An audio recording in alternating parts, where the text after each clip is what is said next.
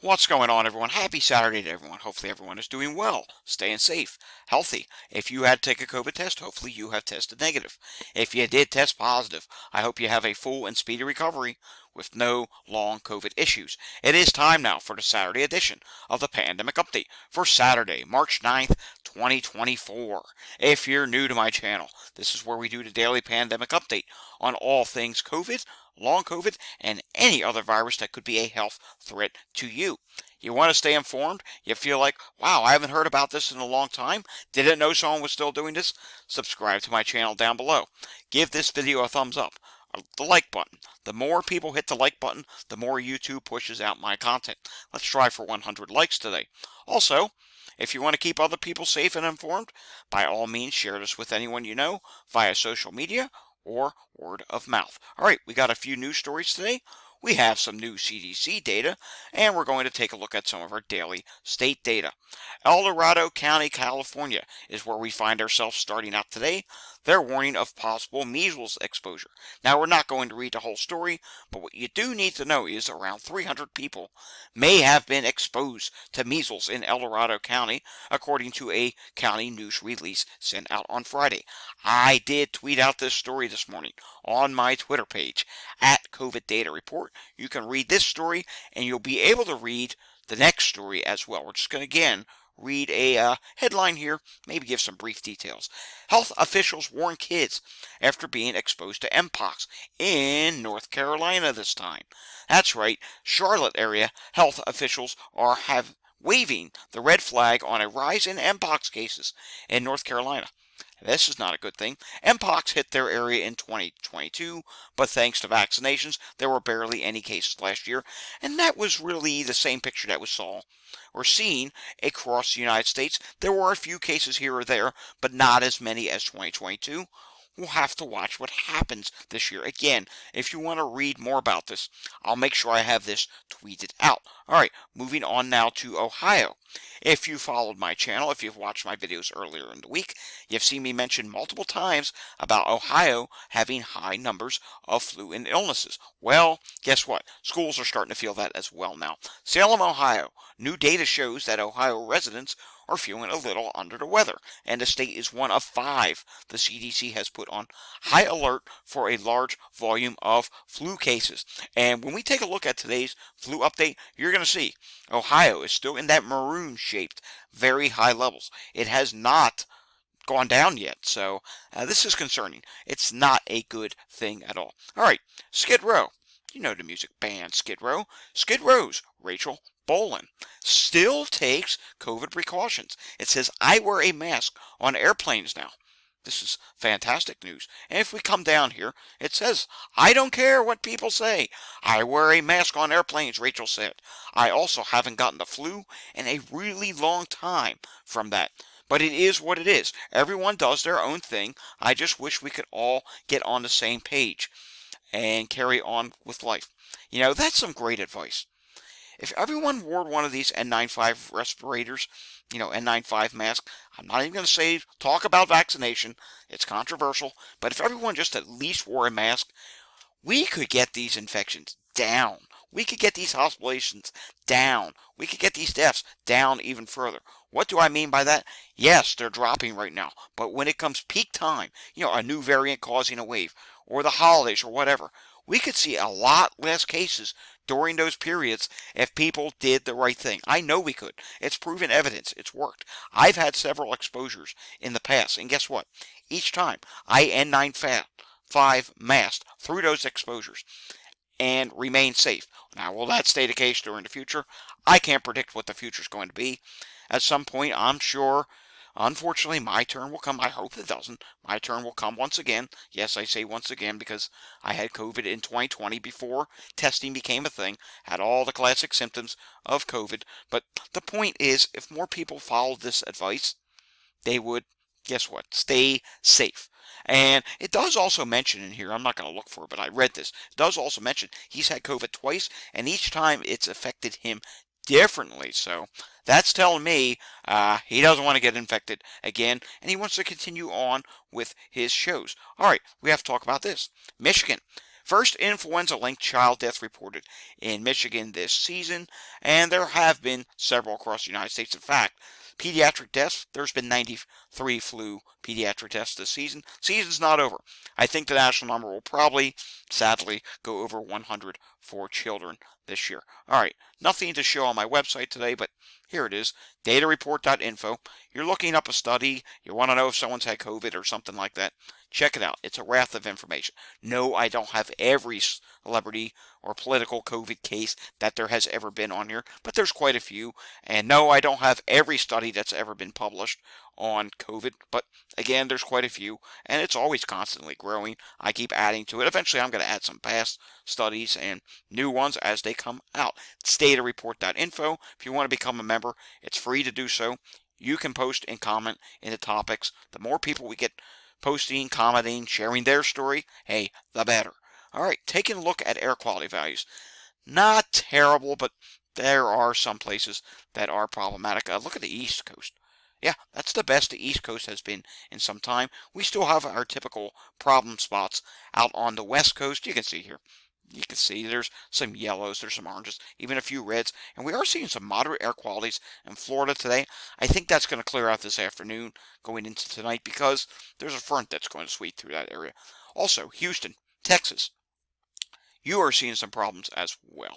All right, moving on now. Philadelphia had 695 EMS incidents yesterday, which is actually really good because if you recall, it was really busy in the suburbs yesterday when we did our pandemic update, but that did not carry over into the city. And just a real quick taking a look at the Philadelphia suburbs, not busy at all. Just right now, 8 calls in Montgomery County. Nothing terrible. Cardiac emergency, that's never good. Vomiting, it's never good, but nothing, no respiratory emergencies right now. And we are going to refresh Chester County. Are seeing a couple strokes there, one overdose calls, and a couple respiratory emergencies. Not a lot of calls, but sometimes it's the volume of calls. So that's interesting. Taking a look at the national positivity rate for COVID at Walgreens, it's 13.9%. That's down 3.5% from 17.4% the previous week. All right, let's take a look at the new CDC wastewater update, and we can see here some good news. There are now only just 85 red sites. That's actually down by 21. There are still, though, 321 orange sites. Red being very high, orange being moderate to near high. And yeah, that's still far too many, but it's down 12%. And light blue, 40 to 59% COVID detected. Still 424 of them. And we are seeing this darker blue. It's up to 99. I think that'll go up over 100 on the next update. So again, we are starting to see those numbers increase, which are good because that means more sites are starting to go towards lower levels of COVID. All right, we're not going to take a look at any wastewater scan sites today. What we are going to look at is some other CDC data. And we can see here that Tennessee is still being stubborn, still very high at this time, as is Kansas and Virginia. Take a look at this. Georgia is still very high, but Tennessee, you're at the highest shade of very high here. That is relatively concerning. And look at this. We do see up in Vermont that there's still high levels of COVID as well. California at this time, low levels being detected in wastewater. Pennsylvania is high. Wisconsin and Minnesota, they're still coming in high as well. Texas is moderate at this time. And Florida is now down to low levels. Now let's take a look at hospital bed capacity. And this actually did not improve this week. All patients in bed usage, 77%. COVID-19 is 2.1%. Influenza at this time is at 1.1%. Let's take a look at the ICU usage. And the ICU usage, yeah, that actually went up a little bit as well.